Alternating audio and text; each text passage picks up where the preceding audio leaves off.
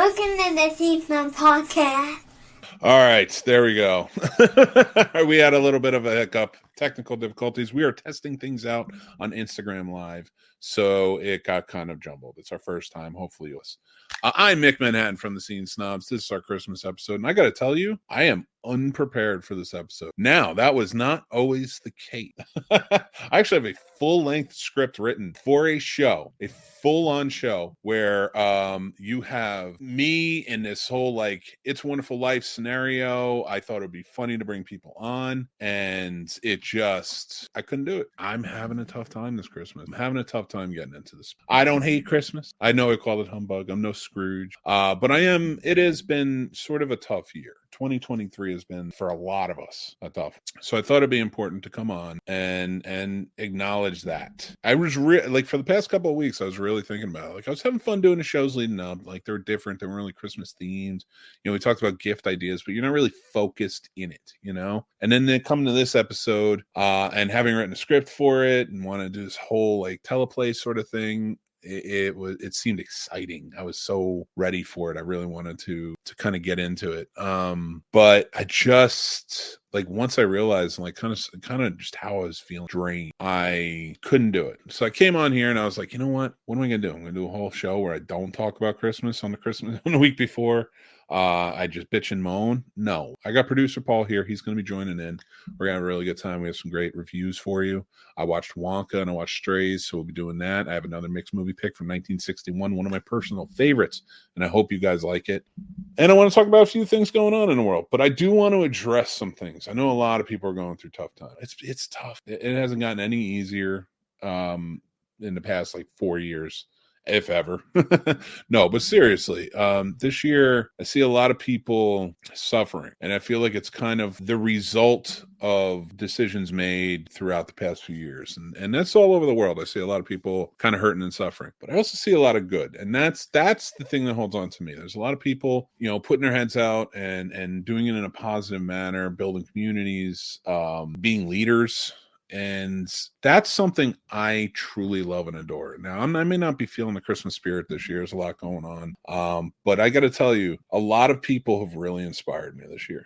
A lot of you, ones who listen, watch. Some people I've just met have absolutely nothing to do with what I do here. It's amazing to me. So I'm choosing this Christmas. Maybe I don't have the energy level for the spirit. Maybe some of you don't have that same energy level, and you're just kind of pushing through, trying to make it the best for your families or for yourselves, or if you're by yourselves, hopefully you're taking care of yourselves, you know, make sure you're checking in with yourself and realizing how important and wonderful you are, and I love you. So Christmas can be a tough time. Whether you have somebody, you don't have somebody, you're alone, you're together, this, that, the other thing, there's a lot of things are coming. And this is the time of year that really reminds us of all the good in the world, but also reminds us of a lot of loneliness. So because I'm feeling that, I know many other people are probably feeling it too. And I want you guys to know something. I don't have any magical fixes. I don't have any, you know, I can sit here and tell you words of encouragement, which is important. But I'm going to tell you straight up, one thing that I have always latched onto is hope. When there's none left, and I've been there, I have been there. When there is none left, and it feels like everything is crumbling down around you, your whole life is just devastated. In your own mind, it's devastated. Or even in real life, things can fall apart very easily. If you feel alone, if you feel scared, if you feel like you're worthless, or hold on to that hope. That hope has gotten me through a lot of hairy spots. You know, not just being in trouble, but how life is sort of playing out. I beg you guys, with as hard as it's been over the last 4 years for a lot of us, and it's not getting any easier. Hell, we're all broke. We're all tired. We're all just trying to make it in the world. And nobody of consequence in this world is making it any easier on us. So we got to make it easier on each other. So I hope, from me to you, if you're listening or you're watching, or even if you're not and you know somebody who may need to hear this, I want you to hold on to that hope. Go into 2024 and just keep in mind, every day is a new day. You can have beautiful days, you can have terrible days. Sometimes the terrible will be more than the beautiful, but don't forget that. And the skies are going to clear up. I promise you that. Down the line, we ain't going to remember all the bad. We're going to remember. So Merry Christmas to you. Merry Christmas to all your families. Happy Hanukkah to my Jewish friends. I know it ended last week, but I want to say it again. Happy Kwanzaa to all my friends who are out there celebrating. Thank you guys so much. Let's go into the new year. Let's go in refreshed, taking a deep breath, try some yoga, and really get our heads straight and take on the world, because we are worth it. We are awesome, and now is the time. Thank you guys very much. I'm Mick Manhattan. I'm going to bring on producer Paul. I think I'm sitting in the back too long. How you doing? I'm doing good today, Mick. How are you? I'm hanging in, man. It's just been, I'm just not in the Christmas spirit. Get that. I absolutely get that. With my red shirt and my red hat and my light up necklace. At least mustered that up, right? Hey, there you go. Nah, I get that. I struggle with Christmas. I struggle with December every year. It's probably the toughest month of the year.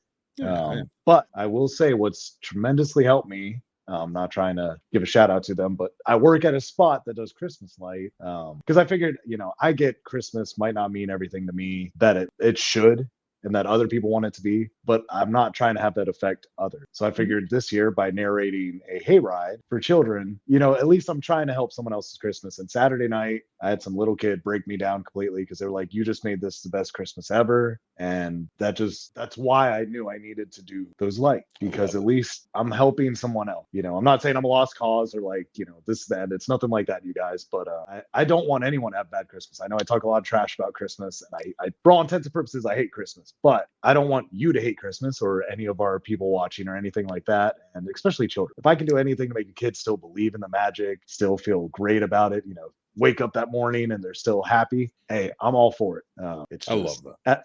But just as you know, life kind of sometimes will wear certain people down, and it's definitely worn on me. And Christmas isn't some magical thing anymore. It's a month of remembrance, and I wish I could make it like midsummer where I could just go outside and go streaking, do something stupid. But instead, I'm inside because it's cold, and cold Paul is not a good representation of what I got to offer. So here we are. Your Christmas present's a little flimsy on this end. Yeah. Go get another one. I love it. That's really sweet, and I love that. I love that you're doing that too, because it sounds just like even just a fun idea to be able to tell the stories to the kids, do the hayride. Because that's. I don't want to say that's the reason we keep it alive, but I do think that keeping it alive for kids makes it so much better for us. It's like we get that magic now, and we're into it, and it's just so much fun. I love that. So that's a very cool thing that you did, and I applaud you on it for doing it, especially knowing you don't like to be surrounded by Christmas. So to be able to do that's a sweet. So good for you, man, and thank you for helping and keeping that hope alive. Trying my best. It's like you said, it's tough, and you need to take time for yourself. I took a whole mental day yesterday where I was trying to just keep to myself, not answering texts or calls, and just trying to get myself back on track emotionally and everything. And here we are. I think we're good to go for the next year, at least till next December. So we're good. Okay, now we're going to get into the nitty gritty of it, because it is called Bah Humbug. Let's strictly talk about Christmas for at the moment. I don't want to talk about personal stuff, because I don't want to draw anything out if anybody doesn't want to talk about anything. But sound off in the comments, people. What is an aspect of Christmas, or some, that you hate? You're like, why does this exist? Mariah Carey's song, All I Want for Christmas. 2000%, Mick. I've had to fucking listen to that song. That could die. If I could go back in time, that's what I changed. Nothing else that actually is important. No. That's the one. That's where we're going. The fucking one. Is that the line too? Is that like? Oh my god. No more. I mean, honestly, I feel like to get the rights to that song should be so astronomical price wise that no one touches it. It's like one time a year. They can only play it once, and then that's it. I don't know if Mariah Carey owns her own music or not. I don't know if she owns the rights to that one. I think she does, because she can still sing it whenever she wants. So I'm assuming. But let me tell you, if that's the thing that's keeping her fortune intact, I believe it. 100%. There's they do the Spotify thing every year for the wrap ups, and they tell you this is how many people. How you doing, Heidi? Thanks for joining in. They do the what do you call it? The people all of our numbers and shit like that for our shows or music. And Taylor Swift, of course, was the most watched and stuff. But they were talking to Snoop Dogg about it, and they're like, "Oh man, you got over 1 billion listens or plays or something like that." He goes, "Oh great, that's $46,000." It's so damn. And he railed against it, and I don't blame him, because it's true, because it's he was even sort of saying, oh, Taylor Swift, oh no, I think he got 100 million, I think she got 1 billion. He's like, oh great, so she got double, or some shit like it was something like that. And it was just I looked at the Spotify numbers and I'm like, yeah, I fucking hate these numbers, dude. Like, because I know that fucking song is probably the most played thing from November 1st until December 25th. It fucking has to be. And I can't take it anymore. Mm. Like, I agree with you. I'm 100%. Like, Mhm. I'm so, I want to be a fly on the wall. I want to go back in time and be a fly on the wall of Mariah Carey's house when she found out that Brenda Lee's song "Rocking Around the Christmas Tree" was #1 this year for like 3 weeks, because she had to have lost her mind. Right. There's no way. Like, she's the #1 Christmas song. Right. So I hope Nick Cannon didn't get his head cut off or anything. So, whatever. During a drop off or pickup, but. I can't. Yeah, that is. Are there any other songs that you really hate when it comes to Christmas that just like get your goat? That one. I'm not gonna lie. Is Okay, that so one? like on our hayride, for instance, we'll just say the hayride. We're just listening to the radio. That still replays almost 6 times every fucking hour. Like every other song is Mariah Carey. All I Want for Christmas Is You. That's insane. And I'm not there that long. I'm only there like 4 hours, but that's still 20 times I got to hear that song. And no, like that's the only thing. And I hate when people say Happy Holidays. Fucking, I don't care what you believe or what's going on. Say Merry Christmas. Just say Merry Christmas. Fair. You don't have to make this complicated. Like, and if I say Merry Christmas, don't be like it's Happy Holidays. I hate Christmas and I'm saying Merry Christmas. So you can suck it up for a minute. It's not Happy Holidays. Sorry. It can be. It can be Merry. I'm with you on that to a point. Like it used to bug me because it was like, well, I'm happy to say Happy Hanukkah. I'm happy to say happy. I don't think it should be a bad thing to say Merry Christmas. It's just a different holiday. I didn't hold the religious connotation to it or anything. So like when people start changing, but when it became Happy Holidays, I was like, I also don't know where everybody comes. So like if a Jewish person's saying it to me, or if somebody celebrates Kwanzaa, or somebody doesn't celebrate at all, a Happy Holidays to me is a nice thing to say, because you're acknowledging the holiday I celebrate. Clearly, you can see which one it is. I look like I'm in Santa Claus in training, so you do not. Yes, because I shaved the beard. Yeah. You still been losing weight. You look good. You're not big enough to be Santa. And if you were anyone, you'd be Krampus. You're too tall to be Santa. I'm sorry. You would terrify me. I would piss myself in your lap. 200. Really? You think 100%. So? Like, what you want for Christmas? I'd be like, just straight pee. You would just pee on me? That's how this would 100%. Yeah. I don't like that. I don't want you to pee on me. A lot of people don't like it, but here I am. We all got our kinks. Touche. You can't shit on me. Happy holidays. Happy holidays. Here's a shower. Here's a lap shower. We'll call it that. I want to know. I would love to get a mall Santa and ask you, have you ever been pissed on? It has to. There's no way.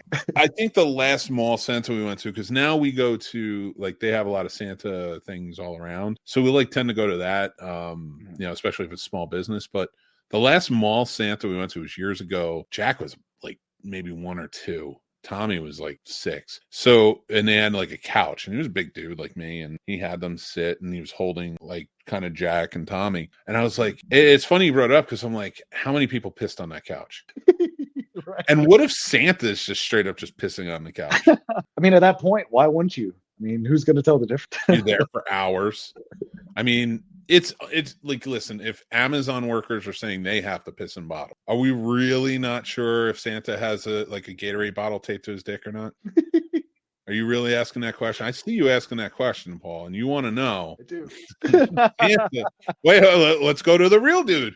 Let's go to Santa. He's traveling the world all night. Where's he stopping? Do you think he's going to our bathrooms, or do you think he's got some sort of contraption shooting down the right off the sleigh? You think so? You think Santa would? Why not? It's that high up. No one's going to see you. I peed off cell phone towers all the time, and people could clearly see me. Only 200 feet in the air if they looked hard, real hard. But no, and it's a little weird. And I say this knowing it wholeheartedly. It's a little weird. All the things like we're willing to pee off of, or just in all the directions we're willing to pee. Doesn't matter. It really doesn't. It really doesn't. It's like, okay, I used. Okay, so here's a funny story. We lived out one of our first houses. Well, our first house that we owned was like we had 2 acres of land. It was like a football field or more. I don't know how many acres were in a football field. Yes. So it felt like a football field. And like we were in the middle of nowhere. So like the road was like it was at least a 7 to 10 minute walk from our house to up our driveway to the road, and then forest behind us. And the great thing is, like, on the side was a cemetery, and then more forest. So it was like we had nobody near it. Right. And I used to smoke back in the day. And so I would go outside to some stuff and I would just pee. Right. And my wife would always be like, why are you peeing outside? What is wrong with you? What are you doing? We have bathrooms. And I'm like, you just don't understand being a man, being able to freely pee. Yeah. No. I get it. I get it as a woman. Like, that's a weird concept. You got to go in the woods and you got to bend down. That's like me. I'm still on guard. Right. You know, I can run and pee. I've done it before. I don't need to run. I'll fight. Like, whatever my dick's up, but I'll fight. Like, do you think I'm gonna let whatever wolf is coming towards my dick? Oh, I'm gonna fight it. I'm gonna kick that motherfucker and try and get it back in there as quick as possible. But you got to free pee sometimes, man, and it's a lot of fun. Yeah, I'm blessed to be a guy because when I think about my back pain, I'm like, if I had to sit down every time I need to use the bathroom, my back would be even more fucked up than it already is. Listen, bringing it back to the God stuff. He didn't make us be able to just pee wherever if it wasn't good for the earth. Like, if it damaged the earth, he wouldn't have made it. Like, he would have just given us toilets. It would have been like, here, this is the best contraption for you. Yeah. But he didn't. He was like, go ahead, pee anywhere you want, shit anywhere you want. Just don't step in it. It's dirty. Go take a bath every once in a while. You're good. And days were better when we were naked. Just I use mine as natural weed killer for the backyard. I got tired of paying for weed killer. I realized we're good. No problem. We're so hell bent about letting men pee outside. We've invented invisible fences. Oh, electric fences, not invisible, electric. Right. All right, that was stupid. That joke was funnier in my head when it was right. That's fine. I feel like I'm James Dean peeing outside, so it's probably not how I look in my head. I probably just little known fact about James Dean. Little known fact: he's never peed outside since 1956. I could see that. He looks like he sits every time he uses the bath. Oh no, he died. Oh shit, that's what you meant. Oh wait, which James Dean did you mean? That's who I was talking about. I just didn't catch it all. Oh, he died in 55, so it still technically holds true. Oh man, dude, I'm glad we could get the laughs out, but let's get serious. Fucking turmoil, right? The world's crazy now. It is. I do want to talk a little bit about some news. So you see the Jonathan Majors thing? I did. What do you think about it? I've always thought he was a great actor. I still maintain, like, no matter who he is outside of off the screen, he's an amazing actor. The dude, it still always comes back to that conversation. Like, are you willing to watch the thing if the artist is a monster, or look at the painting or listen to a song, whatever, you know how it is. Right. Yeah. I don't like. He's the monster. I don't support him. Right. But the art never really, like, it's like, here's the funny thing. I can't think of I can't think of somebody who was a monster before they were an artist. Just didn't occur. They might have been monsters while they were an artist. It's a different story. But so, like, when I think about that, I have no real good analogy, but I will say this. I just, like, R. Kelly, despicable human being. Jonathan Majors, if he did this, despicable human being. It sucks, but, like, still, as humans, we can make those decisions not to be despicable. I'm not taking away what anybody else did on the other side. I defend all kids when it's a kid scenario, like we were talking about Michael Jackson or something. Defend the kids. But when it comes to these artists who do something, I don't have to support. I didn't give a fuck. I honestly don't give a fuck about them when they don't do anything. So, like, I love your performances. I love your, stuff like that. And I can get lost into it because no, it's not just one person who made that. Even with music, I don't care if they're the only singer on it. They didn't the only one to make it. Exactly. Right. So I love this. Radar says Marvel screwed. They might be. They'll recast. They were looking forward to this. Christopher Plummer for Kang. That might be a tough one. He's D. Matt Frewer. The Lawnmower Man. What was he in? He was in Honey, I Shrunk the Kids. He was the neighbor. Yeah. So I love Matt Frewer. So, like, watching this and seeing it, does he deserve to be Kang? He needed to be gone. And they were waiting. I guess he had a clause in his contract or something that says that only he could play Kang. How do you feel about all this stuff, man, coming through? And the videos and everything. You always feel a little bit of disappointment. But I've always been in a lot of situations. I try to wait to see how it plays out because we have seen, like, even with Johnny Depp, it doesn't always play out. Granted, there are videos, so it's completely different. I mean, we all have skeletons, like. I try to look at it as human. Like you said, besides messing with kids, I try to think, my life's not perfect. You put a microscope on me, I'm sure there are things you would find that you might be like, it's kind of messed up, Paul, or anyone else in my life. Everyone, and I don't want to even put that just on you. Everyone's got stuff. Like, I can say confidently, I'm the type of guy that, like, check my DMs. I got nothing. But that doesn't mean like most of my secrets. And now I'm not saying I've never done it. I have. I just made those choices to be like, I don't want this. Right. You know, like Ricky Gervais always said, I rape and murder as much as I want to, which is 0. I don't want to. So it's not going to be in my DMs, you know, or I'm not, you know, it's all like, you know, how they say, like, I'm saying it cool and hip, not really. I said Riz the other day and my kid looked at me like I was fucking 6 heads. That's awesome. Dude, he's like, you're not allowed to say that. I was like, okay. I was like, that's fair. I was like, I'll stick to my nomenclature. So yeah, like, so stuff like that, like, yeah, everybody's got skeleton closet, and I get that, but we often see so many rich get away with it. Right. You know, one thing that really bothers me is, and this could be racially motivated. It could be if it's a thing, and I'll get to it, but like it could be racially, it could be this, but it will cause an uproar because I'm telling you right now that Ruby Frankie or whatever, the woman who her and her partner horrifyingly tortured children to the point where they had to escape and they were saved. And she did it to be a YouTuber. They did it to be YouTubers and shit. Like, fuck you. She was found guilty yesterday too, or she pled guilty, I should say. And she's going to testify against her partner, who I guess was like the biggest brains of it. I'm telling you now, I'm going to revolt if that bitch is out. Like if she doesn't get more than 5 years, right? Minimum. And that's so low. I'm offended that I even said it. Right. But I bet you she will be out before Jonathan Major. And unfortunately, I hate to say it, you're right. That's the problem now. Like you said, the rich can get away with anything. It's all about who you can pay off. White people in the justice system don't care about anybody of color. I'm just going to say it. I'm going to pull Kanye right now. George W. Bush doesn't care about black people. And I still maintain that. Where's my white card? I'm going to throw it down with you. You're good. Here, hold on. I'm not pulling. Listen, I'll pull a Kanye in that sense because I think it's true, but I'm not pulling a Kanye in any other sense. No, it's we as a society, and I don't want to say we as a society, because I do think that general common sense, everyday people, not just Americans, everyday people, can understand and I can never fucking say the word. Never mind. I give up. I'm not going to speak anymore. I'm no longer a podcast. It's your show. No, I can't say it. I was going to say it for you. Now I'm like, oh wait. Compartmentalize. Yeah, that one. A lot of things, but at the same, because everybody's suffering. But you know, situations like this is like when I say that people in the judge, there's enough evidence to say that that's true. So go ahead and say like, oh no, that's not true. Like, there's enough evidence, because if you're not stopping it, you're part of the problem. Yeah. Whatever. So I'll just go off and say that. Now, I'm not saying everybody's evil, everybody's bad, all that jazz, but you know, just rich people, you know how I do it. But I'll take the money. If you want me to join up in the Illuminati, I'll take it. If he's not allowed to have any, I'm sorry. I'll give him some anyway. I'll give your wife some.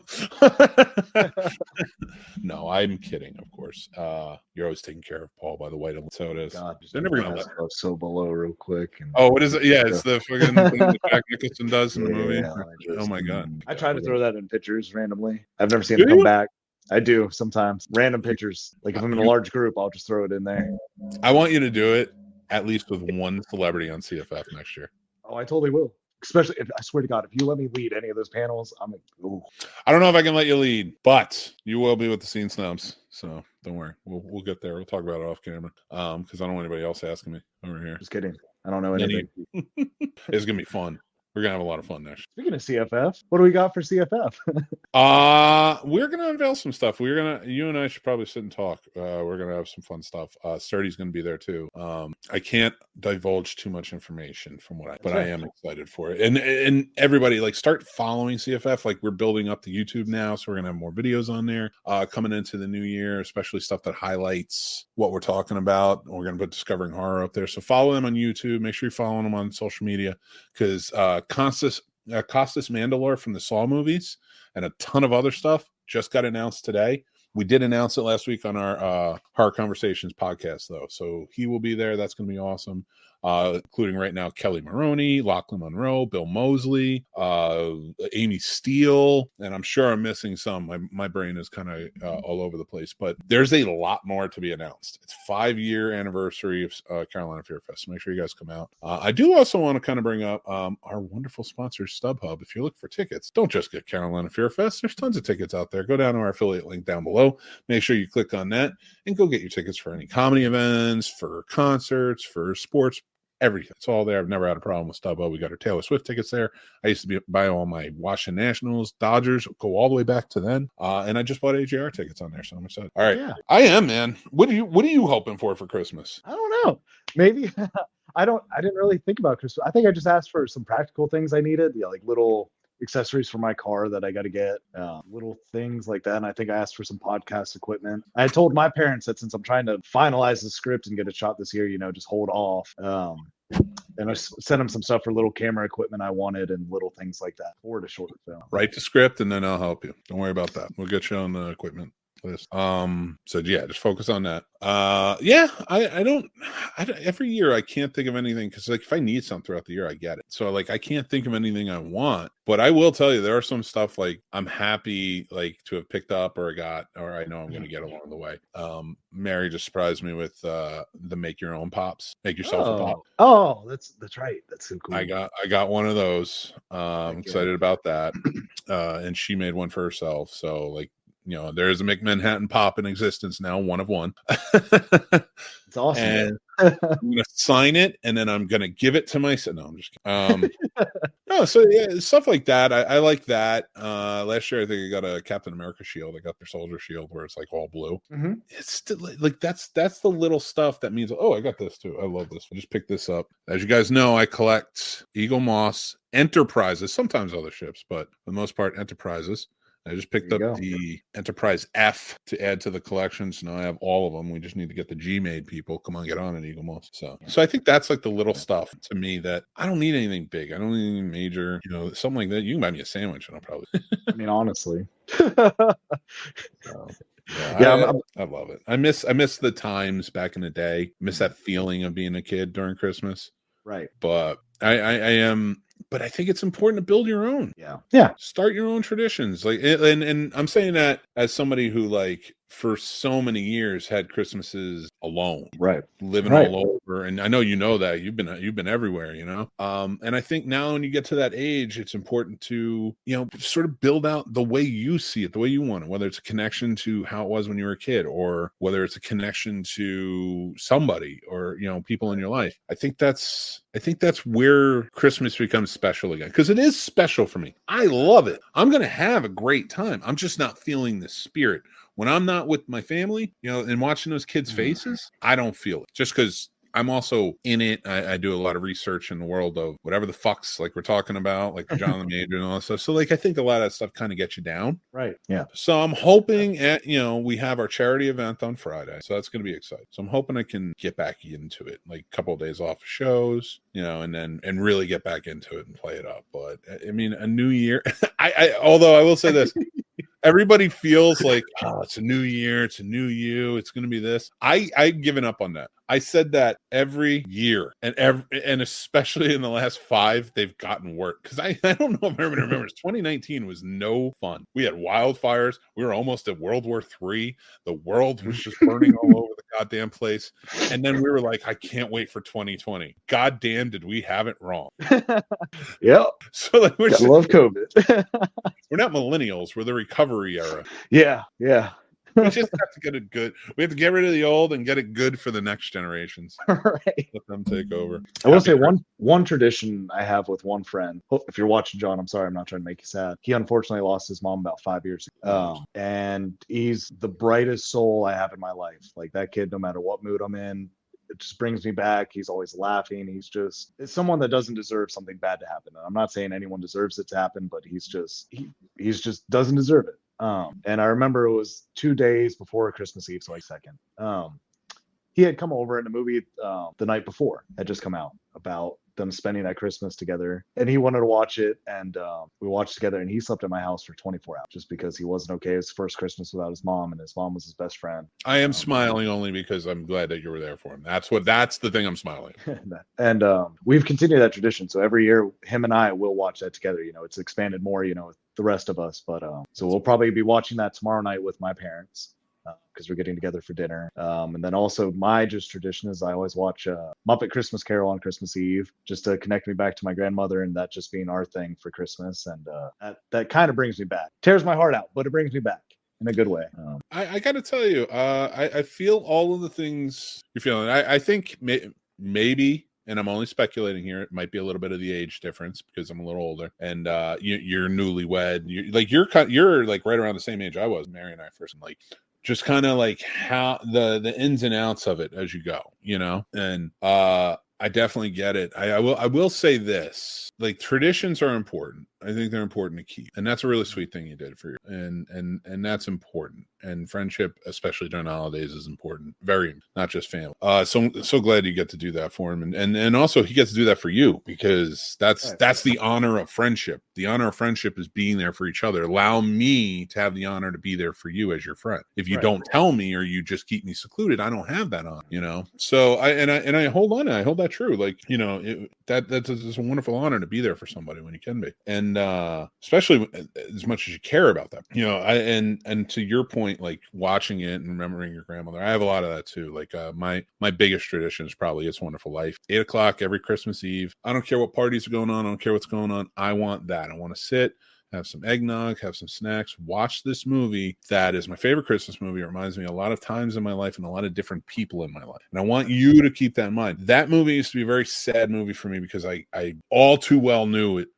And how it felt, and for a lot of reasons that I've talked past, but I made it something different. So it doesn't take away all the people I've shared that movie with to share in it now with, like, my wife or my kids or anybody else. If it just changed what it meant without taking away any of the good times I had from before. So Muppet Christmas Carol, I have a feeling as bittersweet as it can be, is going to be one day. You'll be sitting there with your kids, and that will be your tradition that you pass on, and that's going to be where you look back at your grandma and you say thank you. Right. Not that you're not saying thank you now, but like now you're more focused on the I miss you. Right.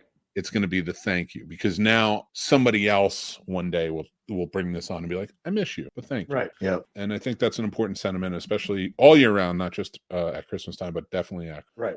And I think that's great, and the fun stuff that comes with Christmas. I do like the games, the reindeer games. Those are always a good time. You have a good base of friends, so I definitely challenge you guys. You get the wife, the friends, get all in a car and go to like Wawa or some convenience store that makes sandwiches. Get some sandwiches and chill out and talk about what you want for Christmas and shit like that. Those are the nights that are always just a fun time. And I love it. So, but any other traditions you got kind of pumping up, or anybody have some good traditions you want to share? Not that I could think of. I know at the circus, I will just bring up the circus. We had a tradition that Christmas Eve, we'd all go out to IHOP of all places, and we had to get hot chocolate. So there was about a group of roughly about 20 or 30 of us that would all go out. There's a couple Christmas Eves together just to go out there, and that was our family tradition, I guess. Very nice. I love it. And then IHOP I love. That's when I met my wife. I met her at a bar one year, and that's where we ended up at the end, because I didn't want to look. I really wanted to meet her and talk to her. Whole story for another day, but I didn't get a chance to talk to her a lot. So I was like, let's go to IHOP and just have breakfast and talk. And that was, so IHOP has very special memories. But and they also have Grinchmas. So go out there and get your Grinch pancakes now. They're purple or Wonka. Whatever the fuck it is. Speaking of which, God bless. Did you? I did see one. Here's what I'm going to do. I'm going to review it, but I want to hear what you think of it first. I didn't like that they portrayed it as a music, they didn't portray it as a musical in the trailer. So I didn't like that, because I like music, but I like it being like full front, like, oh, this is about to be a musical, prepare for a musical. So when they threw that in there, I was like, okay. And I knew my mom had read me the book of like the origin story of Willy Wonka. So like I kind of had expectations for what this was going to be like, and there was nothing like it was on screen. And I was like, okay, we made up our own thing, made up our own music, made up our own story. Okay. And then I agree with you on how you feel about Gene Wilder. So in my opinion, how I perceive Gene Wilder as Willy Wonka, or vice versa, however you look at it, this was not how I would think my Willy Wonka would have handled all of those situations. So I was unfortunately kind of let down. I'd still give it, maybe a 5 out of 10. Maybe I need to watch it again, knowing that it's a musical, and maybe it'd be a little higher. But I thought it was kind of a dud. Fair. That's no wrong with saying that. You're not going to offend me. Now go into the green room like a good boy. No. You know what? I do like your take. I'm going to share mine now, and I'm going to put you in the green room, but I do want to hear more about it. I'll hit you up afterwards. Thank you so much, Paul, for joining in. Everybody, Say Merry Christmas to Paul, please. If you see him, make sure you're commenting along. But thank you, Paul. Merry Christmas. I know I'm going to talk to you before Christmas, so I'm not going to go all deep into it right now. But thank you so much for being on the Christmas show with me. I sat there waiting for the show to start, and I was just like kind of downtrodden, but you picked back up, my friend. So thank you. So if you want to hang out in the green room, but if you do need to go, I understand as well. But thank you, producer Paul. Guys, he is the man. I love producer Paul. And it was just always great to have him as part of the show. So, make sure you wish him Merry Christmas. But yeah, let's get into it. So as Paul has said, he saw Wonka and he gave what he thought about it. So I'm going to give what I think about it. That's right. But we're going to go with Strays. That's right. I tricked you. I'm going to talk about Strays. So this was a movie. All right, when it comes to Will Ferrell and his movies as of late, they're not things I get overly excited. It's not that I dislike him. I think he's funny. I think he's great. I can watch Ricky Bobby. I can watch old school stuff like that. Whenever it's on, they make me laugh. But for a while now, it just hasn't been hitting me, his comedy. So when Strays was coming out and I saw that it was like a little more vulgar, a little bit different, I was like, all right, I'll check it out, see what it's all about. I'm not really into the dog movie type thing. I know a lot of people may be upset about that. Love dogs. Just not into the whole dog movie thing, especially when they talk. Movie just kind of didn't hit it for me. I will tell you, though, it's worth watching for some really laugh out loud moments. There's some good comedy in here. I don't know. I could not get into the story side of it. I'm like, the whole point of it is these 4 dogs, stray dogs, get together, and the one dog wants to bite his owner's dick off. I shit you not. That is it. That is what it is. So they go on a journey to do that. And they come across a lot of different things along the way. And Jamie Foxx plays Bug in the movie. Will Ferrell, I can't really believe they call him Fuckface in it, but they change his name.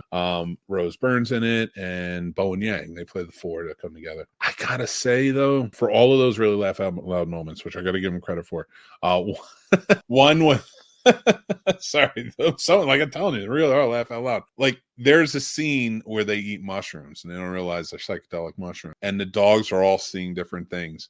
But when they finally pass out, when they wake up, it is so funny. Just the implication of it all. I paused and I was laughing for a while. It cracked me up. There was also one small, it was a total dad joke, but I absolutely loved it. And I think it's one of my favorite jokes of the year. And that was when they're walking and the female dog goes, knock, knock. And they all just keep going, ruff, ruff, ruff, ruff, ruff, ruff. And they just all go crazy because there's somebody at the door. And she keeps saying, like, no, it's a knock, knock joke. And they just keep freaking out. So those are 2. There's a few others. But overall, my rating for this, though, is about middle of the road, 2.5. It wasn't bad, but it wasn't great. Like, it was worth the laughs, but I don't know that it was worth everything else we're kind of getting into it. But yeah, go check it out. You might really like the raunchy comedy style of it. I don't mind a raunchy comedy. I just not a big dog movie guy, so I think that kind of played into it. And then this one, the story kind of sucked, and it kind of went all over the place at times. But let's get into my next review, and that is of Wonka. So like I said, Paul had just talked about it, so I'm going to tell him all the reasons he's wrong. And here's how this goes. I went into Wonka not expecting much. I did know it was a musical, but I don't know why, because Paul was right. They didn't really set anything. They kind of maybe alluded to song and dance, but I didn't get the idea of it being musical. Just like the original wasn't really a musical. There was just song and dance to it. So watching this one, I was like, all right, I'm going to go into this and see what's what. Opens up with kind of a big song. I didn't mind it, but I will tell you that first half hour maybe took me a little while to get into and warm up to this. It can get pretty dark at times. Nothing too bad. Like you don't really ever feel like he's dead. Like people are going to kill him or anything, but well, at least not in that first half hour. But then when you get down to it, you're like, I'm kind of digging this. Like it picks up in tone. The music gets a little bit better. I will say this, the voice range on Timothée Chalamet maybe wasn't that great, but a lot of people complain about that. But let's be real, Gene Wilder's voice wasn't any better. Like it was just seemed more like a guy singing, and I love Gene Wilder and I love his voice. I love his voice in all of his stuff. He's got a good voice, but he's not a singer. So I felt like that matched up well. Timothée Chalamet's not really singing, but kind of like, putting out the performance work. They have nice voices, but they're just not singers. That's what I took. I liked all of the paying homage to the original in a lot of ways. I love the interaction. Hugh Grant as the Oompa Loompa in it is fantastic. He kills it. His scene, and my only gripe with that is, welcome to the year I'm having. I knocked myself out of my own studio midway through an episode. This is my This is my year. You won't see that in the clip, but yeah. So when I get down to it and I'm watching this movie, everybody's performances were really good. I loved Olivia Colman in it. She was fantastic, and she was so dastard. The Chocolatiers were great. There wasn't enough in it about the church because Rowan Atkinson was fantastic, and I thought they could have played that up a little bit more. It is funny to me that the entire theme of the movie is that the greedy beat the needy every time, and Willy Wonka is so hopeful he wants to show them that by having a heist and breaking every law he can. But whatever. I did like the movie though. I had fun with the music. I had fun with the story overall. And because I had to detach it in my head from the original movie. I'm not even talking about the Tim Burton, but I had to detach it from the original. This had to be its own thing. I'm not connecting it. It's not a prequel. It's its own story that is a little more whimsical than psychotic. Let's be real. And honestly, I'm okay with that. You could still go back and watch the original. It's a different story. Tells the tale of the factory and such. This one just tells the tale of an early chocolatier growing to build his factory. I dug that. I will rewatch it again. My rating for this movie overall I think is well deserved, but it's a 4. I do think it suffers from not having enough of Hugh Grant as the Oompa Loompa in it. I think it does suffer a bit, in terms of like lag, like it goes on a little bit too long at certain times. Everybody's performances were really good. The music was good. I love the setting and the costuming. It's still crazy to me that it feels like it's Victorian era, but also feels like it's the 1960s. All over the place. Go check this movie out. I would definitely go see it in theaters for the holiday. See what you think. This is definitely one that's it's going to be a matter of like what you think about it all, how it kind of plays out. But I'd love to hear it. So sound off. Let me know. Head over to our Discord, the Snob Society, coming in 2024. But you can join the Discord now. So make sure you go over and do that. Thank you guys for joining up and watching these reviews and watching the podcast. I'm going to give a mixed movie picks, but I want to see what everybody has to say. So stay tuned. But until next time, if you're watching the clip, go check out the full episode. Sylvia says, I started this from the beginning, so I have to say I can't take the Mariah Carey song either. You're right there with us, Sylvia. We hate it too. It drives us freaking crazy. But thank you so much for watching along and being a part of it. It's awesome. And Dale is here. Dale, I miss you, my friend. Classic movie. I'm sure you're talking about the original. I agree with you.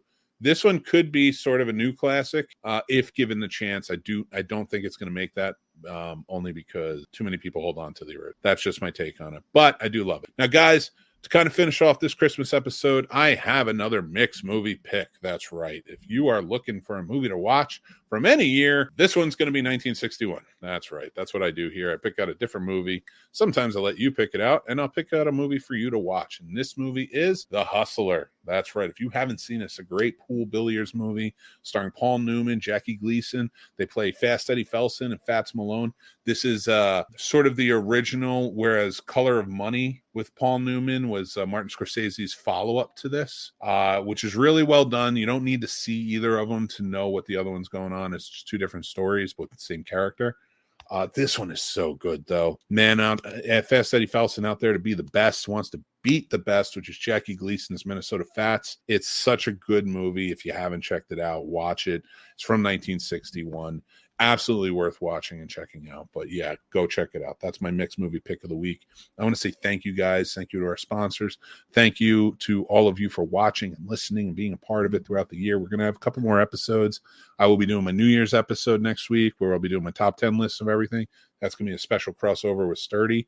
I'm also going to have another episode of the thescenesnobs podcast next year. Next Tuesday, my friend Melissa Loudy is going to join in, filmmaker extraordinaire. Cannot wait to talk to her. She's got some great stories. And we're going to just have like a really good time with everything. So hopefully you guys can be a part of it.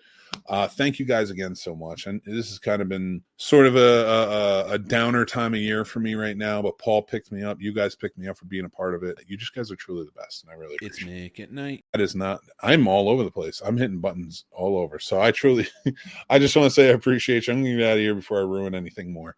I'm Mick Manhattan from The Scene Snobs. Thank you guys so much. Go check out snobsmerch.com. Use snobs as your promo code. Get 10% off your order. Thank you guys. Until next time. Oh, make sure you're here Friday. Almost missed the charity event we're doing. Another Casters for a Cause. We're reading National Lampoon's Christmas Vacation, which got cut off. I'm going to lose my mind. I'm saying goodbye. I'm going to tell you, be kind, stay classy, take care of yourselves. I'm off to take care of myself. Goodbye. Love you.